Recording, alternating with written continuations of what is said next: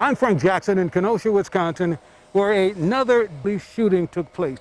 Last night, a shooting took place, a police-involved shooting where Mr. Jacob Blake was shot 7 times in the back by a police officer in Kenosha, Wisconsin. Now, I do have a relative, one of Mr. Jacob Blake's cousins is with me right now.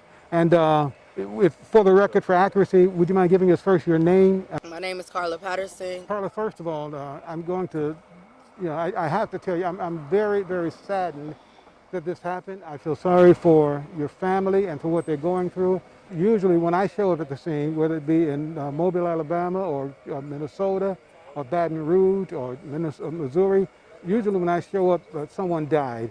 I'm so thankful to the Lord that this is one of those rare situations where a death did not occur.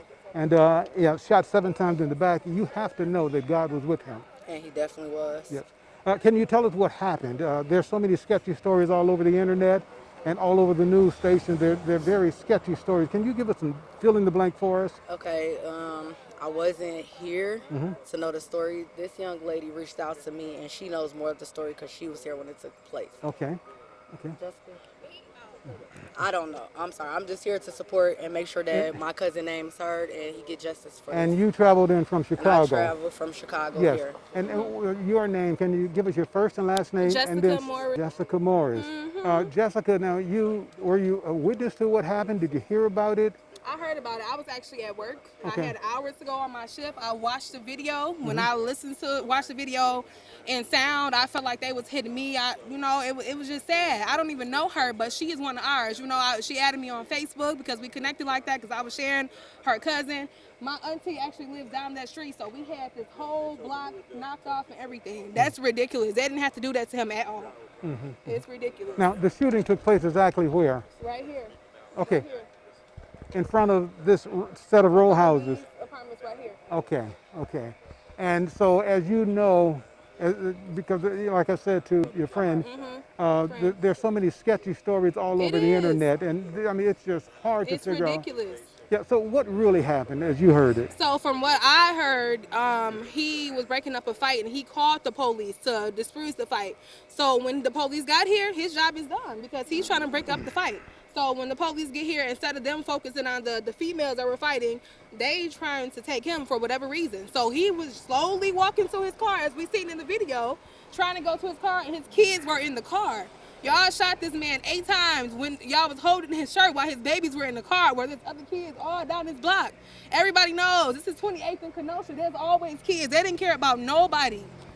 Yeah. If y'all are scared as police officers and y'all first intent is to shoot our black men and women, y'all are in the wrong field. Clock out and get another job. And the thing about the situation is that when it comes to the police department field, they are obligated and trained to be able to take different precautions. Your first extent is not to shoot wasn't somebody. to shoot somebody. That should have not and been then the it first took step. 2 officers to shoot him, 3 officers to shoot him. And with that was not okay. Now, regardless of the situation, he was not under arrest. He was not under investigation. He was not armed. He was not armed. So with that being said, we want justice, and we would like that to be heard. Okay. We want to get to the bottom of this. We want answers for this. Are you saying that more than one officer shot him? Yes, I am. Okay. So there were 2 officers who were actually shooting.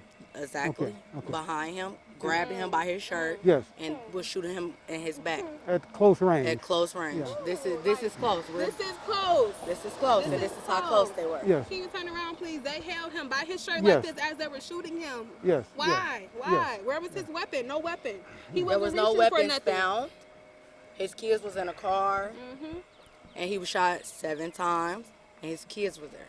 Now, what happened after he was shot? Does He anyone? went to the hospital. What I mean, as far as the kids were concerned, the community. The family has the kids. So the family, they the were, kids are taken care of so right the kids now. were immediately available. Yes. Okay. And how old were the kids?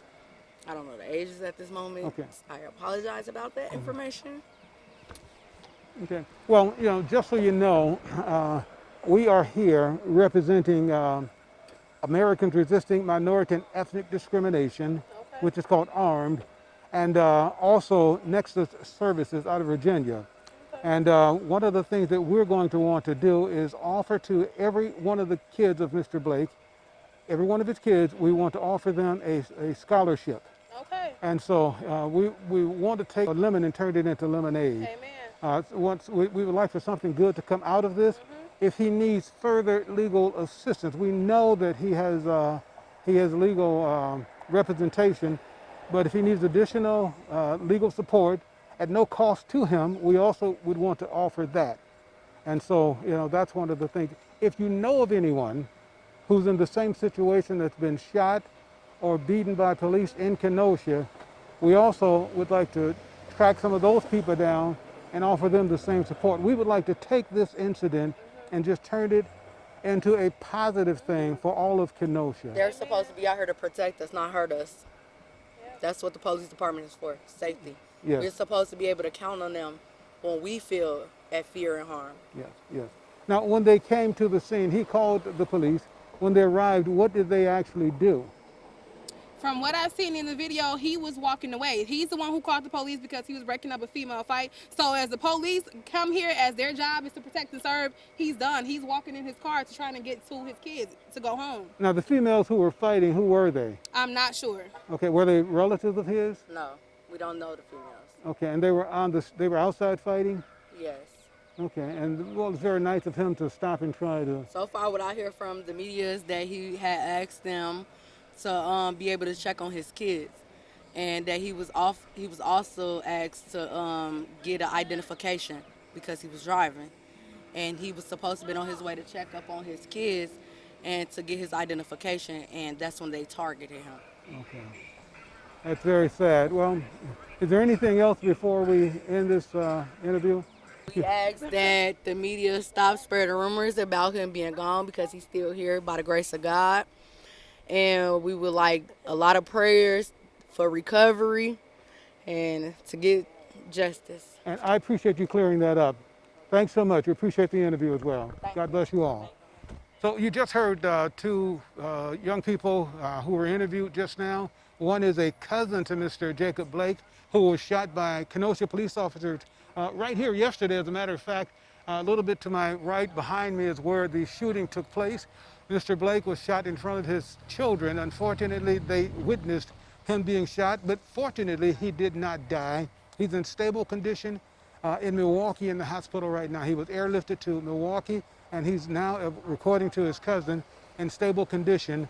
She said that she's here to be the eyes, mouth, and ears for Mr. Blake, and the rest of the family is at the hospital supporting him. I'm told that there's going to be a Black Lives Matter rally taking place here, that there's a march on the way here, and this is where it's going to end, right here at his home, or right here at the place of the shooting, the site of the shooting. And so we'll be back with more after that. Frank Jackson from Kenosha, Wisconsin.